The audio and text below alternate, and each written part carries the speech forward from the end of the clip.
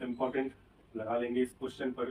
Question कह रहा है कि दो संख्याओं को एक निश्चित भाजक से विभाजित करने पर 437 और 298 शेषफल प्राप्त होता है। जब उनके योग को उसी भाजक के द्वारा विभाजित किया जाए तो शेषफल 236 प्राप्त होता है। भाजक ज्ञात कीजिए।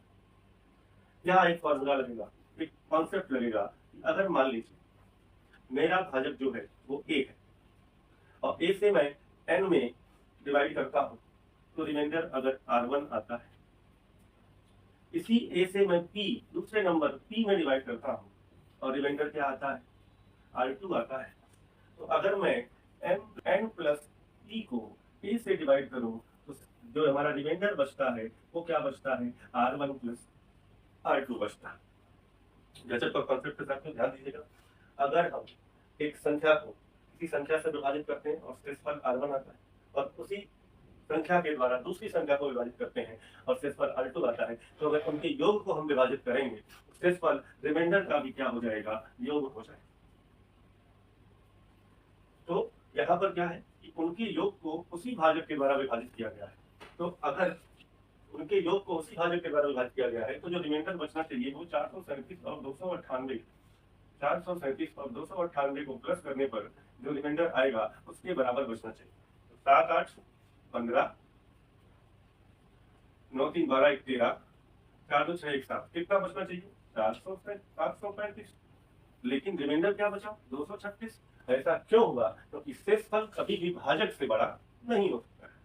शेषफल remainder can not be greater than divisor. शेषफल कभी भाजक से बड़ा नहीं हो सकता है। इसका सीधा सीधा मतलब है 735 आपके डिवीजर से, आपके भाजक से बड़ा है। अब मेरे पास चार ऑप्शन है, 499, 500, 512 और 475। जब कभी भी शेषफल भाजक से बड़ा हो जाता है तो हमें उस शेषफल में उस भाजक से एक बार और डिवाइड करना पड़ता है। आप इन चारों ऑप्शन को देखें तो डिवीजन एक बार से बड़ा कभी भी नहीं रहेगा। तो अगर 735 में मैं इस किसी भी नंबर से डिवाइड किया हूं और रिमाइंडर कितना आया है, 236 आया है, तो इसका मतलब यहाँ एक ऐसी वैल्यू होनी चाहिए, यहाँ एक ऐसी वैल्यू आनी चाहिए जो यहाँ पर रखने पर रिमाइंडर कितना है, 236 है। तो हम कोई भी अगर एक ऑप्शन उठाएं तो यूनिट डिजिट से क्वेश्चन हो जाए।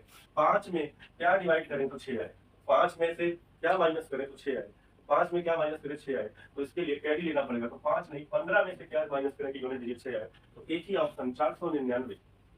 जब हम यहाँ 499 रखेंगे, कितना रखेंगे, 499 रखेंगे, हमें यहाँ साफ साफ 15 में से 9 गया 6, 12 में से 9 गया 3, 6 में से 4 गया 2, मतलब कितना आंसर मिलेगा, 236 आंसर मिलेगा। तो इस तरीके से हम कह सकते हैं कि ऑप्शन नंबर ए हमारे इस क्वेश्चन का सही